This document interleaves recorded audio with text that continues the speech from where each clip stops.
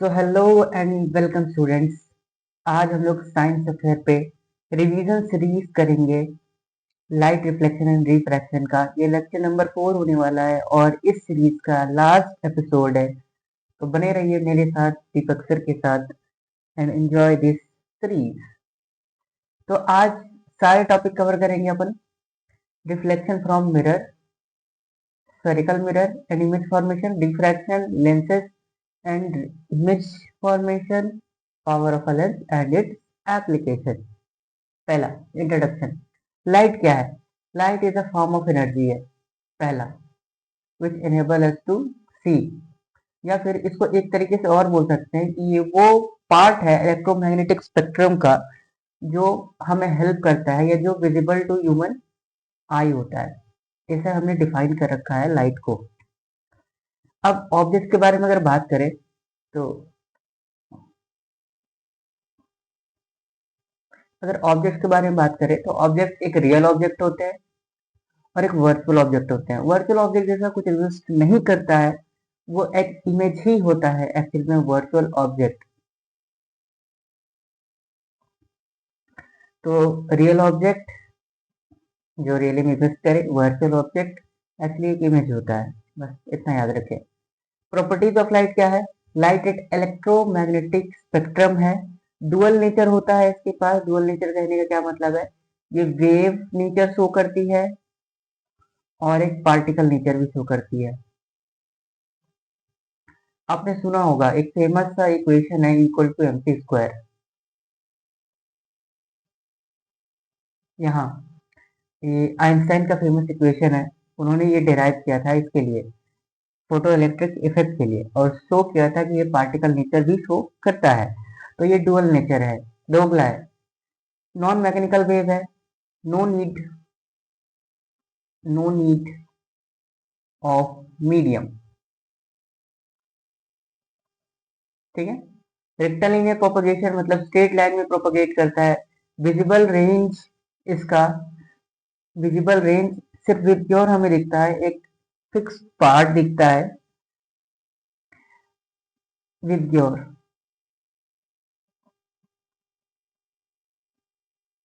VIBGYOR part दिखता है, बाकी नहीं दिखता। इंफ्रारेड नहीं दिखता, एक्सरे नहीं दिखता, गामा रे नहीं दिखता, और भी वो जो पूरा स्पेक्ट्रम है उसमें सिर्फ यही देख पाते हैं अपन।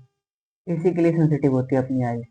और स्पीड ऑफ लाइट याद रखिएगा, 3 × 10⁸ मीटर पर सेकेंड होता है। कहीं नहीं लिखा है तो ये लेना है। तो इमेज एंड इट्स टाइप, एक रियल इमेज होता है, एक वर्चुअल इमेज होता है। रियल इमेज जिसमें एक्चुअली में रेज मीट करे और अपेयर्स टू मीट होगा तो फिर ये वर्चुअल इमेज है। स्क्रीन, ये स्क्रीन पे ऑब्टेन कर सकते हैं रियल इमेज को, और वर्चुअल इमेज को स्क्रीन पे ऑब्टेन नहीं कर सकते। यूजुअली इन्वर्टेड होता है, मतलब अपसाइड डाउन होता है। अगर इन्वर्टेड कहने का क्या मतलब है? अगर ऑब्जेक्ट ऐसा है तो इमेज ऐसा बनेगा, और इरेक्ट कहने का मतलब ऑब्जेक्ट ऐसा है तो इमेज ऐसा बनेगी। Form by concave mirror and convex lens. Concave mirror और कॉन्वेक्स लेंस दोनों बना सकता है इसे। और प्लेन मिरर, वर्चुअल इमेज को प्लेन मिरर भी बना सकता है, कॉन्वेक्स मिरर भी बना सकता है, कॉनकेव मिरर भी बना सकता है, तीनों मिरर बना सकते हैं। एग्जाम्पल का सिनेमा घरों में देखते हैं अपन, रेटिना में प्रोड्यूस होता है रियल इमेज, और reflection of mirror, virtual image mirror में देखते हैं अपन, मैग्नीफाइंग ग्लास में देखते हैं। अब reflection of light, the bouncing back of light is known as reflection of light. बस इतना। The phenomenon in which light rays striking on smooth surface such as mirror bounce back into a same medium following the laws of reflection is called reflection of light। अब laws of reflection क्या है? First law, incident ray, refracted ray and normal lies in the same plane. और दूसरा law है कि angle of incidence बराबर angle of refraction होता है। अब एंगल ऑफ, ये दूसरा है, एंगल कहाँ से नापते हैं? तो नॉर्मल से हमेशा नापेंगे। ये है एंगल ऑफ इंसिडेंस और ये एंगल ऑफ रिफ्रैक्शन। ठीक है, आया इधर गया इधर। अब terms related to reflection of light, incident ray क्या, कौन सा रे होता है? जो हिट करता है सरफेस पे वो इंसिडेंट रे है। रिफ्लेक्टेड रे बाउंस बैक किया वो रिफ्लेक्टेड रे है, और इमेजिनरी लाइन होता है जो 90 डिग्री होता है सरफेस से, उसे नॉर्मल कहते हैं। Angle always measured from between rays and the normal of the surface. Angle of incidence means incident ray और नॉर्मल के बीच का एंगल, और angle of reflection N and R के बीच का। ठीक है, नेक्स्ट फ्लैट सरफेस। अब reflection on the different surface, देख फ्लैट सरफेस कैसा होता है।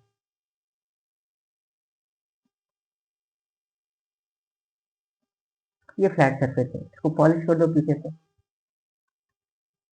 तो ये ऐसे आएगा और ऐसे जाएगा, एंड सॉरी ये आ रहा है, और यहां से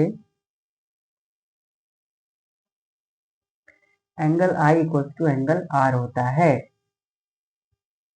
आई बराबर आर। अब नेक्स्ट ऑन कर्व सरफेस, अगर मान ली कर्व कोई सरफेस है, तो नॉर्मल कैसे बनाते हैं कर्व सरफेस पे, इस कर्व का कोई सेंटर होगा यहाँ पे, तो वहां से लेके एक ज्वाइन कर लेते हैं इमेजिनरी, और जिस एंगल पे आता है उस एंगल से वापस जाता है। ठीक है, ये आर है और ये आई है, ये नेक्स्ट टाइप ऑफ एक रेगुलर रिफ्लेक्शन होता है, ये I1 I2 I3 R1 R2 R3, यहाँ भी I1 I2 I3 R1 R2 R3। यहाँ पे अगर ध्यान देने वाली बात है, I1 parallel I2 parallel I3 है, एंड दोनों कंपल्सरी है, R1 parallel R2 parallel R3 है, तब ये रेगुलर है, अदरवाइज रेगुलर नहीं है। जैसे यहाँ देख सकते हैं I1 parallel I2 parallel I3 है, but R1 not parallel R2 not parallel R3, ऐसा इरेगुलर रिफ्लेक्शन कहेंगे। द एंगल क्वेश्चन आ गया, angle between incident ray and reflected ray 70 degree. ठीक है, एक हम लोग डायग्राम बना लेते हैं।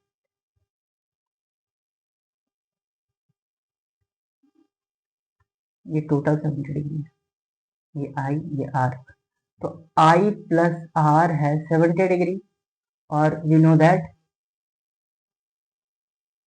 क्या जानते हैं अपन कि आई बराबर आर, तो 2i बराबर 70 और i equal to 35 degree, and यही आर है, तो एंगल ऑफ रिफ्लेक्शन बताना था, रिफ्लेक्शन 35 डिग्री होगा। The angle between the reflected ray and the mirror is 45 degree, what is the angle of incidence. ये मिरर है, ये रे आई और ये रे गई,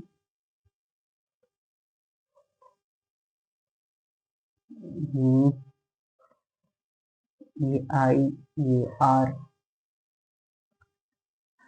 तो बोल रहा है कि एंगल ऑफ रिफ्लेक्शन और सरफेस के बीच में 45 डिग्री है, ये पूरा 90 तो ये भी 45, ये 45 तो ये भी 45, तो एंगल ऑफ इंसिडेंस आ जाएगा 45 डिग्री। अब मिरर के बारे में आते हैं। मिरर क्या है, एक स्मूथ सरफेस है, highly polished surface, usually glass का बनता है, पीछे सिल्वरिंग कर देते हैं या एल्यूमिनियम कोटिंग कर देते हैं। तो मिरर दो टाइप के होते हैं, एक प्लेन मिरर होता है, एक स्फेरिकल मिरर होता है। स्फेरिकल मिरर भी दो टाइप के, कॉनकेव और ये कॉन्वेक्स, सबके बारे में एक एक करके देखेंगे। अब प्लेन मिरर के कैरेक्टरिस्टिक्स आपसे पूछे जा सकते हैं, कैरेक्टरिस्टिक्स क्या है प्लेन मिरर का वो बताओ। तो एक वर्चुअल और इरेक्ट इमेज देता है, लेटरली इन्वर्टेड होता है, मतलब इसका राइट उसका लेफ्ट, उसका लेफ्ट इसका राइट, सेम साइज का बनता है, सेम डिस्टेंस पे बनता है। अब इसमें क्वेश्चन आता है कि एम्बुलेंस उल्टा क्यों लिखा रहता है, वाई एम्बुलेंस इज इन्वर्टेड, ताकि जो साइड मिरर होता है ना हम लोग का, कार के में जो साइड मिरर होता है उसमें सही दिखे हमको, एम्बुलेंस आ रहा है तो उसको रास्ता दे देता। कॉनकेव मिरर, कॉनकेव कॉनकेव हमेशा ना याद रखो केव से, केव में अगर राइट आ रही है तो इसे हम कॉनकेव मिरर कहेंगे या कन्वर्जिंग मिरर, और अगर केव में लाइट नहीं आ रही है, बाहर ही निकल जा रही लाइट, तो इसे हम कहेंगे डाइवर्जिंग मिरर या फिर कॉन्वेक्स। ठीक है, अब इसके पार्ट को देखेंगे। ये क्या है? Part of a spherical mirror, part of spherical mirror.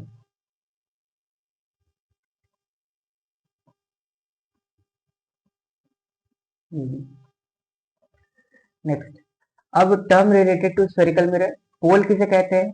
The mid point, mainly mid point को कहते हैं, mid point of the aperture is called pole. Centre of curvature, वो सेंटर, पूरा कर्वेचर का, कर्वेचर जिसका पार्ट है उसका सेंटर, उस होलो स्फेयर का सेंटर, वो कहलाएगा curvature of that sphere, that mirror. मान लो ये ये ऐसे स्फेयर है, ये सेंटर है, तो इसका भी सेंटर यही कहलाएगा सी। और यहाँ पे पोल देंगे और इसको ज्वाइन कर देंगे। तो ये ज्वाइन, इमेजिनरी ज्वाइन लाइन है, इसको बोलते हैं principal axis. Radius curvature principal axis. Principal focus mid mid point होता है, मिड पॉइंट होता है सेंटर ऑफ कर्वेचर, और पोल से मिड पॉइंट जब ले लेंगे तो उस पॉइंट को हम फोकस कहेंगे। तो इसमें एक और लिख सकते हैं, F बराबर R/2। आगे लिख लेंगे। फोकल लेंथ क्या होता है? Distance between pole and focus. Aperture क्या होता है? रिफ्लेक्टिंग सरफेस को अपर्चर कहते हैं।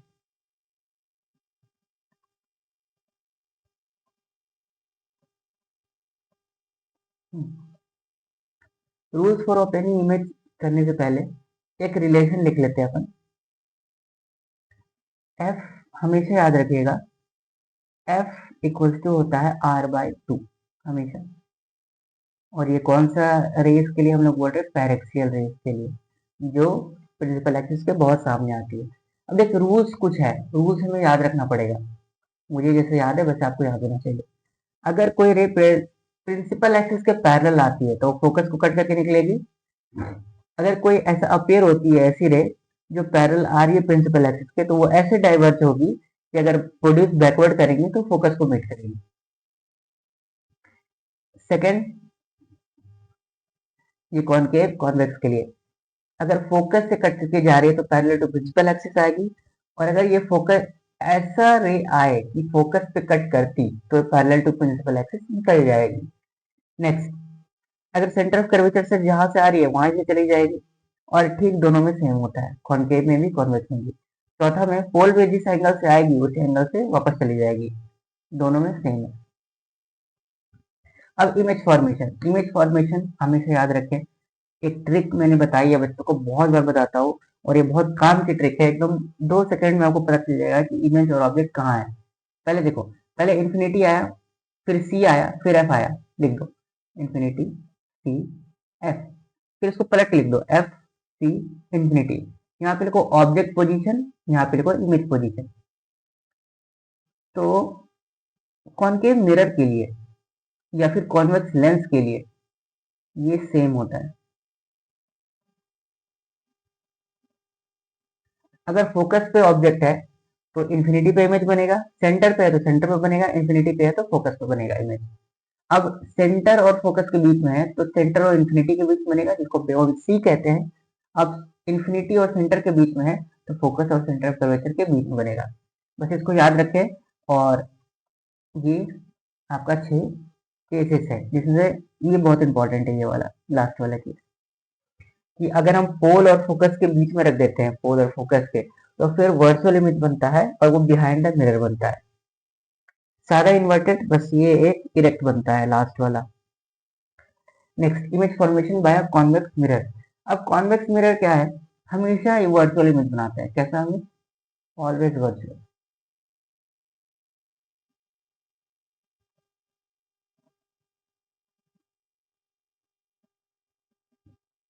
देख, एक मिरर बनाया मैंने, ऐसा है, यहाँ एक रे खड़ा था, ऐसे गया तो ऐसे डाइवर्ट करेगा कि फोकस से कट करेगा, ऐसा लगेगा।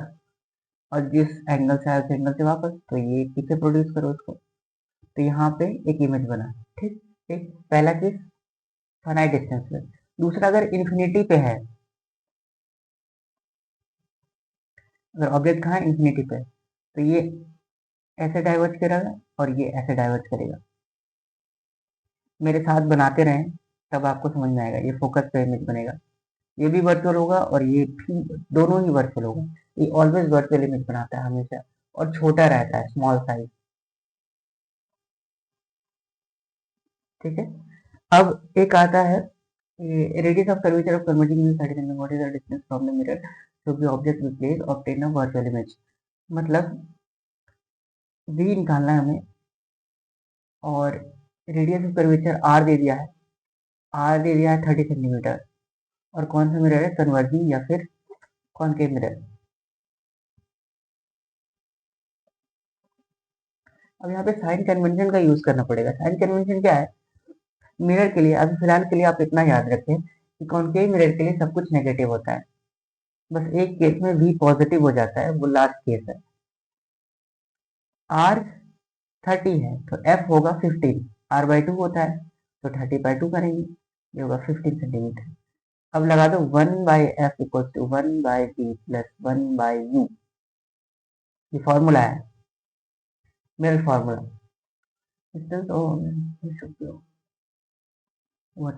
अच्छा, अब ये फॉर्मूला लगा सकते हैं। अब अगर क्वेश्चन को ध्यान से पढ़ा जाए, सॉरी,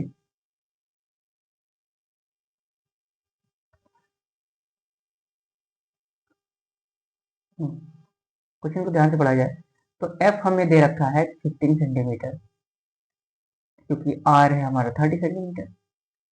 r होता है ट्वाइस ऑफ f, इसको लिख सकते हैं ट्वाइस ऑफ 15, ये होगा 30 सेंटीमीटर। तो 15 क्या है, कंपेयर करने पे f। तो हमें पूछा है कि कहाँ पे रखे कि वर्चुअल इमेज बने, तो वर्चुअल इमेज कहाँ बनता है, पोल और फोकस के बीच में। तो फोकस और पोल मतलब u लेस देन 50 सेंटीमीटर, तब वर्चुअल इमेज बनेगी। इमेज फॉर्म और मैग्नीफाइड बनेगा, मैग्नीफाइड,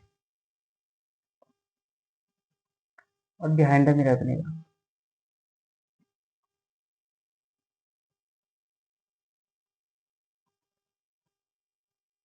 ठीक है, नेक्स्ट। अब साइन कन्वेंशन, साइन कन्वेंशन मैंने हमेशा बच्चों को बोला है कि कुछ मत करो, बस एक कोऑर्डिनेट सिस्टम मान लो पोल पे, कोऑर्डिनेट सिस्टम मानो, पोल को रखो 0,0। अब 0,0 से इधर जाएंगे तो पॉजिटिव, ऊपर जाएंगे तो पॉजिटिव, इस तरफ आएंगे तो नेगेटिव, मतलब लेफ्ट आए तो, और नीचे आए तो नेगेटिव। बस इसी को साइन कन्वेंशन कहते हैं। झूठ मूठ का आपको डराता रहता है। तो कॉन्वेक्स मिरर के लिए पोल इधर है और कॉनकेव मिरर के लिए पोल इधर है, तो इसके लिए यहाँ पे मानेंगे 0,0, और इधर होगा पॉजिटिव, इधर नेगेटिव, नीचे नेगेटिव और ऊपर positive. Mirror formula 1/f equal to 1/b plus 1/u, where f focal length है, u भी डिस्टेंस, इमेज डिस्टेंस है, u ऑब्जेक्ट डिस्टेंस है, और all distance measured from pole. सारा पोल से लेते हैं डिस्टेंस। लीनियर मैग्निफिकेशन जाता है, m होता है height of image by height of object, और ये माइनस v/u, याद रखेंगे इसको। रिफ्रैक्शन, रिफ्रैक्शन क्या है, बेंडिंग ऑफ लाइट है। Refraction is the change in the direction of light or any wave when it pass from one medium to another. एक medium से अनदर मीडियम में जाने पे, मतलब अगर एयर से वाटर में जा रहा है, वाटर से एयर में जा रहा है, वाटर से ग्लास में जा रहा है, किसी और चीज में जा रहा है, तो फिर हम कहेंगे कि यहाँ पे रिफ्रैक्शन देखने को मिलेगा। लॉज ऑफ रिफ्रैक्शन सेम है, incident ray, normal and refracted ray lies in same plane.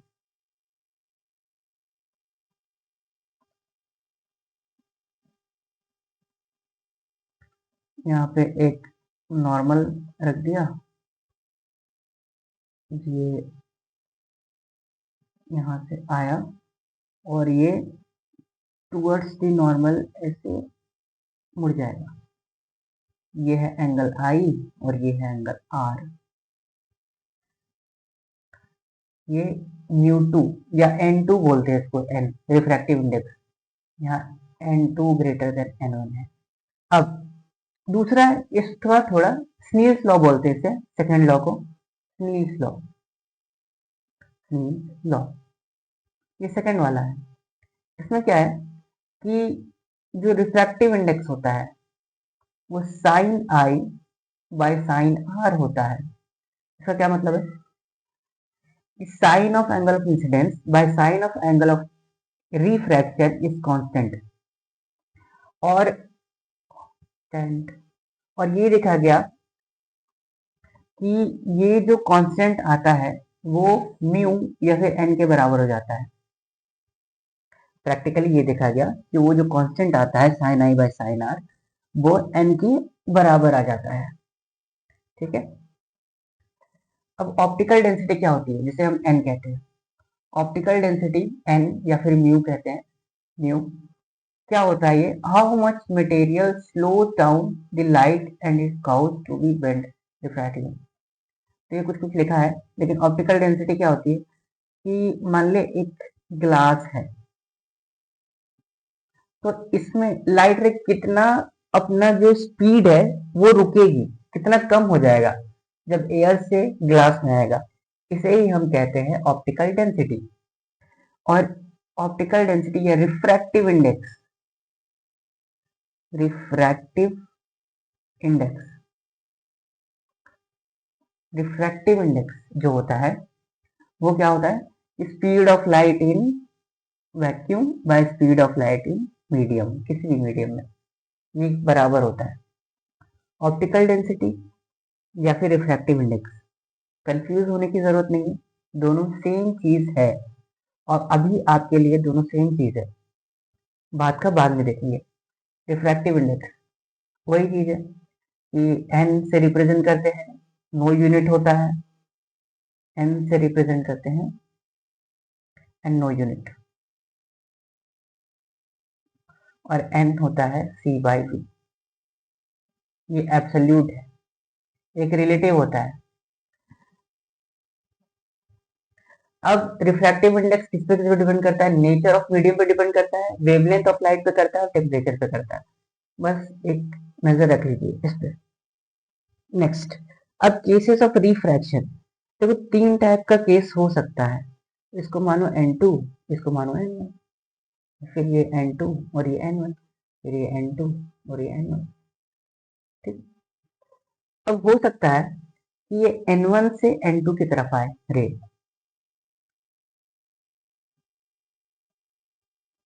ठीक है। ये भी हो सकता है कि N2 N1 N2 से N1 की तरफ आए, और ये भी हो सकता है कि परपेंडिकुलर आए।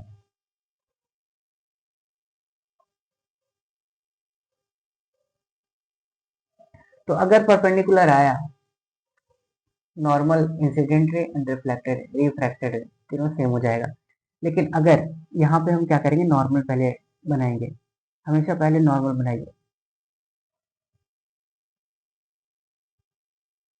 नॉर्मल, और ये टूवर्ड्स द नॉर्मल मूव कर जाएगा। जाना इसको ऐसे था, लेकिन आया ऐसे। अब अगर यहाँ से जा रहा है ऐसे, तो ये नॉर्मल है ऐसे, नॉर्मल, और ये away from the normal move कर जाएगा। ये आर है, ये आई है। यहाँ पर angle I is less than, नहीं, angle I is greater than angle R. यहाँ पे angle I is greater than is less than angle R, और यहाँ पे एंगल आई बराबर एंगल आर बराबर 0। Refraction through a slab. अब स्लैब थोड़ा सा देख, स्लैब अगर मान ले ऐसा है लाइट, तो इसको ऐसे जाना चाहिए था, लेकिन होता क्या है, इन नॉर्मल की तरफ बेंड कर जाता है।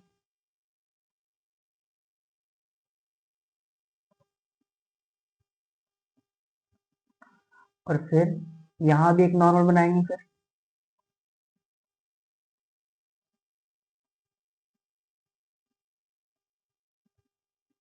और ये away from the normal move करेंगे, और ये ऐसा होगा। और ये इसे कहते हैं इमर्जेंट रे, इसे कहते हैं रिफ्रैक्टेड रे, इसे कहते हैं इंसिडेंट रे। अब ये पैरेलल शिफ्ट होता है, जाना ऐसे था, लेकिन इस स्लैब के आ जाने से ये डी जो है शिफ्ट हो गया। इसे लेटरल शिफ्ट कहते हैं, लेटरल डिस्प्लेसमेंट या लेटरल शिफ्ट। ठीक है, इसको डी से रिप्रेजेंट करते हैं। इसका एक फार्मूला होता है, लेकिन अभी कोई जरूरत नहीं है उस फार्मूले की, आपसे नहीं पूछा जाएगा। The perpendicular distance between the actual path of incident light and emergent रे जो इमर्ज की है। Lateral shift depends upon thickness of the slab. Thickness पे डिपेंड करती है, एंगल ऑफ इंसिडेंस पे डिपेंड करती है, रिफ्रैक्टिव इंडेक्स पे डिपेंड करती है, और वेवलेंथ ऑफ द लाइट पे करती है। अब एब्सोल्यूट रिफ्रैक्टिव इंडेक्स क्या होता है? जब हम स्पीड ऑफ लाइट को स्पीड इन मीडियम में से डिवाइड कर दें, उसको हम बोलते हैं एब्सोल्यूट। और अगर हम speed of light in water ले, speed of light in glass ले ले, एक से दूसरा कुछ भी हो सकता है इसमें, वाटर इधर ले लो, ग्लास इधर, ग्लास इधर, वाटर इधर, डायमंड ले लो, कुछ ले लो, अल्कोहल ले लो, तो अगर एक मीडियम से दूसरे मीडियम में जा रही है और उनमें से एक स्पीड ऑफ वैक्यूम नहीं है, तो उसके रेशियो कहते हैं, उसके स्पीड के रेशियो को कहते हैं रिलेटिव रिफ्रैक्टिव इंडेक्स, और यह है एब्सोल्यूट रिफ्रैक्टिव इंडेक्स। दोबारा सुनिए, ये एब्सोल्यूट रिफ्रैक्टिव इंडेक्स किसे कहते हैं? जब हम speed of light in vacuum bye speed of light in medium करते हैं तो हमें एब्सोल्यूट रिफ्रैक्टिव इंडेक्स मिलता है। और अगर speed of light in water या one medium one, speed of light in medium two divide कर दिए दोनों को, तो हमें रिलेटिव रिफ्रैक्टिव इंडेक्स मिलेगा। इसको ऐसे भी लिखते हैं, वाटर ग्लास। ठीक है, अब सबका रिफ्रैक्टिव इंडेक्स दिया है, याद करने की जरूरत नहीं है, आपको ये दिया रहेगा एग्जाम में। The speed of light in medium इतना, what is the absolute refractive index? अब मैंने शुरू में बताया था सी होता है 3 इंटू 10 का पावर 18। अब एन निकालना है हमें, तो N equals to C by V, V दे रखा है हमें, सी कितना है 3 इंटू 10 का पावर 8, और वी है 1.5 इंटू 10 का पावर 8। देखिए कट गया, ये भी कट गया दो बार में, तो आया 2 एन, कोई नो यूनिट, नो यूनिट, हमारा आंसर 2 है। Next, the absolute refractive index of one water is 1.36. What is the velocity of light in water? तो v of light water में निकालना है, v of light in water, तो c by v करेंगे, n दे रखा है 1.36, c कितना है 3 इंटू 10 का पावर 8 मीटर पर सेकेंड, और v नहीं पता, तो v आ जाएगा 3 इंटू 10 का पावर 8 बाय 1.36। अब इसको कैलकुलेट करना आपका धर्म है। Next, relative refractive index medium one medium two, when light travels from medium one medium two, एक से दूसरे में ट्रैवल कर रहा है, तो n12 लिख देंगे, तो n1 बाय n2 लिख देंगे इसको, और n21 लिख देंगे n2 बाय n1, बस यही है। लाइट ट्रेवल फ्रॉम इतना medium on entry second is इतना। What is the refractive index of the second medium with respect to first medium? Refractive index of second medium with respect to first medium, तो speed of light in second medium by speed of light in first medium, तो ये जो भी आए, ये गया नीचे, एक 10 और आएगा, ये कटा 5.5।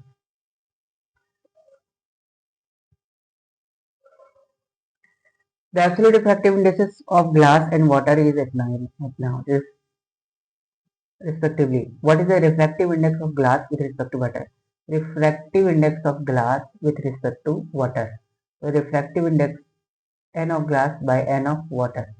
n या म्यू कुछ भी लिख सकते हैं। n of glass कितना दिया रखा है ग्लास के लिए, पहले ग्लास का 3/2 और 4/3, ये ऊपर गया ये नीचे आया, तो 9/8।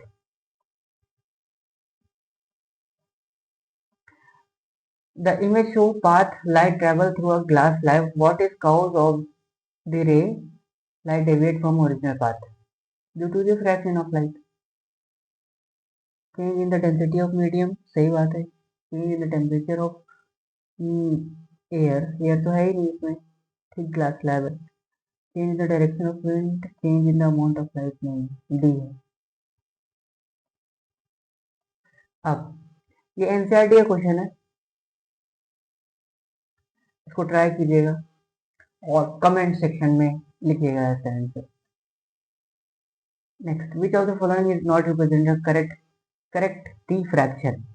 देख, एन कम है, एन ज्यादा है, तो अगर एन ज्यादा है मतलब उसमें रे ज्यादा डे, उसमें रे टूवर्ड्स द नॉर्मल मूव करना चाहिए था, लेकिन ये away from the normal move किया, ये ऐसे जा रहा था, तो ये हो सकता है ऐसे आ जाए ऐसा, लेकिन ये इधर चला गया, तो ये करेक्ट है। ठीक है, चलो होमवर्क, होमवर्क ट्राई कीजिए आप लोग। स्फेरिकल लेंस, स्फेरिकल लेंस, और कोई भी डाउट आता है तो कमेंट सेक्शन खुला है, या फिर मेरे टेलीग्राम चैनल जो है उसको ज्वाइन कीजिए, उस पर अपने डाउट पूछिए, एक दूसरे से डाउट पूछिए, और जो डाउट नहीं बता पाएंगे ये तो मैं हूँ ही। तो ट्रांसपेरेंट मटेरियल होता है लेंस, कुछ नहीं, ट्रांसपेरेंट मटेरियल है, bonded by two surfaces, both surface are spherical form of a lens. अब लेंस देखो, प्लेनो कॉनकेव होता है, डबल कॉनकेव होता है, इसके बारे में हमें पढ़ना है, और प्लेनो कॉन्वेक्स होता है, डबल कॉन्वेक्स, इसके बारे में पढ़ना है। अब इसे बोलते हैं concave,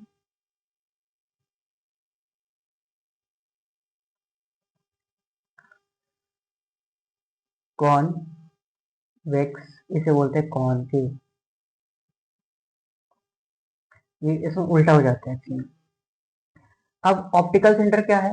the centre point of the lens where the light passes without change any direction is called optical centre.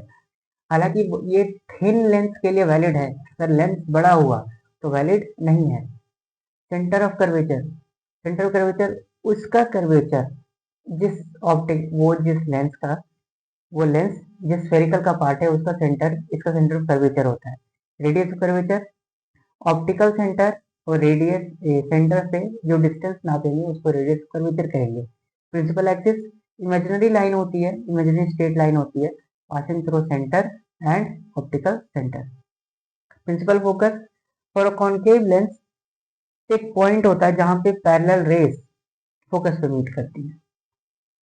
Focal length, distance of focus from optical centre is known as focal length, F2। ठीक है, ये convex lens है और ये concave lens है, ये convex हो गया, ये कॉनकेव।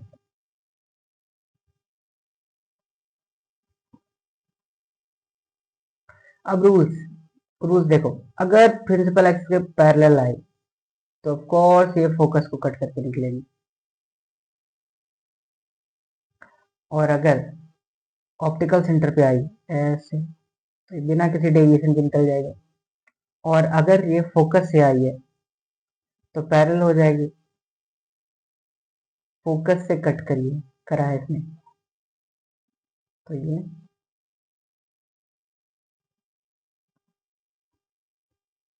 पैरेलल चला जाएगा। ये बड़ा मस्त लेंस है, ये ऐसा डाइवर्ज करेगा कि लगेगा कि फोकस से कट कर रहा है। अगर ऑप्टिकल सेंटर से आया तो डायरेक्ट निकल जाएगा, और अगर ऐसा फोकस से कट करके आ रही है तो ये ऐसे डाइवर्ज करेगी,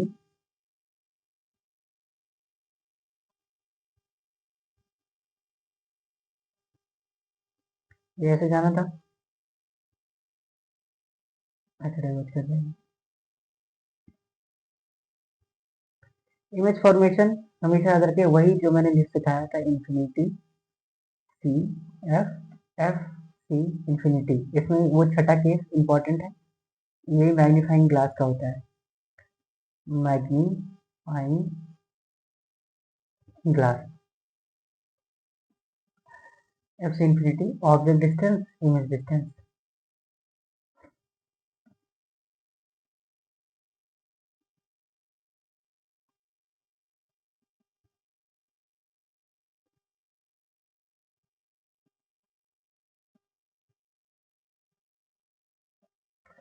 फोकस पे ऑब्जेक्ट रखेंगे, इंफिनिटी पे इमेज बनेगा, सेंटर पे रखेंगे, सेंटर पे बनेगा, इंफिनिटी पे है तो फोकस पे बनेगा। नेक्स्ट, याद रखेंगे इसको, बहुत इंपॉर्टेंट है, ये एक रिवीजन है, ये भी याद रखें। यहाँ रे आई ऐसे डाइवर्ज करी कि फोकस को कट किया, और एक ऐसे ही ऑप्टिकल सेंटर से वापस एक छोटा छोटा सा इमेज बनेगा। इमेज का नेचर एंड पोजीशन लिखना पड़ेगा आपको। नेचर एंड पोजीशन, पहला वर्चुअल एंड इरेक्ट, दूसरा डिमिनिश्ड, छोटा बनता है, तीसरा behind the lens,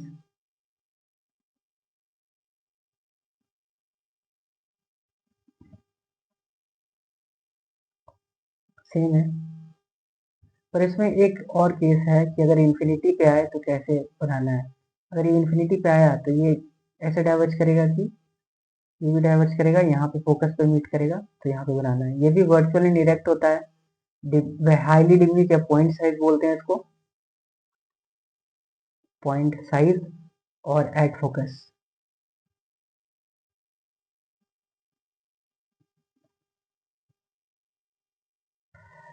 the image representation of the ray light travelling through concave lens, concave lens से ट्रेवल कर रहा है। Where is the image most likely to be form, तो क्यों पे बन रहा है, और क्या क्यों पे बनेगा वर्चुअल इमेज। साइन कन्वेंशन, अब फिर वही चीज, ऑप्टिकल सेंटर पे अपन मान लेंगे 0,0, और फिर इधर जाएंगे पॉजिटिव, इधर आएंगे, ऊपर जाएंगे पॉजिटिव, इधर आएंगे नेगेटिव,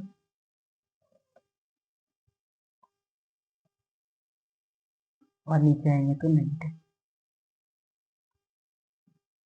यहाँ पे भी मान लेंगे अपन 0,0, और इधर आए तो पॉजिटिव, ऊपर गए तो पॉजिटिव, इस तरफ आए लेफ्ट नेगेटिव, नीचे नेगेटिव।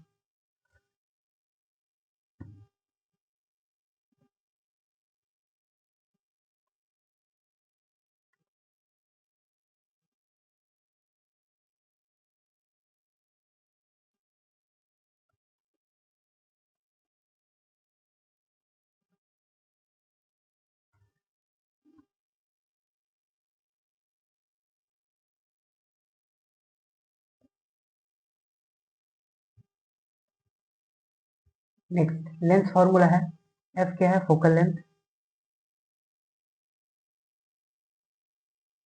वी है इमेज डिस्टेंस, और यू है ऑब्जेक्ट डिस्टेंस।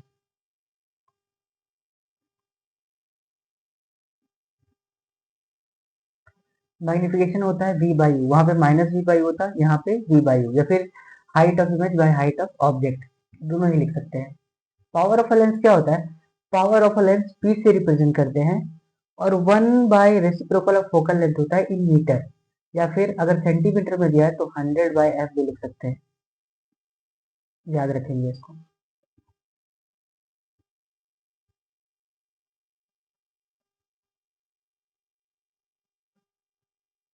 ठीक है, power of a lens measure ability to convert or divert light rays, reciprocal of focal length in metres express in metre, और फिर stronger lens with low power, अगर focal length ज़्यादा है तो power कम होगा, और अगर फोकल लेंथ कम है तो पावर ज़्यादा होगा।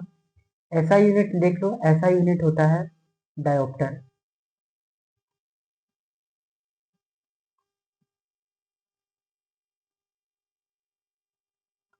डायोप्टर कैपिटल डी से रिप्रेजेंट करते हैं इसको। वो जो हम लोग बोलते हैं ना चश्मा का है 1.75 है, 1.25 है, प्लस में माइनस में, वो यही डायोप्टर होता है।